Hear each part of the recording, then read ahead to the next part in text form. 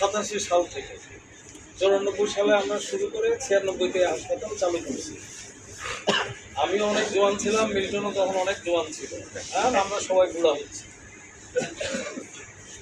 সবার প্রতি ক্ষুধার্ত আহ্বান এইটাই, এবার ধানের শীষে যেন আমরা এই এলাকা থেকে জয়লাভ করতে পারি ইনশাআল্লাহ। আর যেই কথাটা মিল্টন একটু আগে বললো, মিল্টন ভাই, সেটা হলো আমি কোনো দলের প্রধানও না, আমার সারা বাংলাদেশও সামাল দিতে হবে না, আমি শুধু কাফরুল নিয়ে আমার চিন্তা। কাজে আমরা যারা কাফরুলের লোক, আমরা যারা এখানে আছি, আমাদের রুটি সবাই এখানে, আর বাংলাদেশের সবাই জানা যায় আলাদা বিএনপির হাসপাতাল। বহু দুর্ভোগ গেছে আমাদের, বহু চাপ গেছে।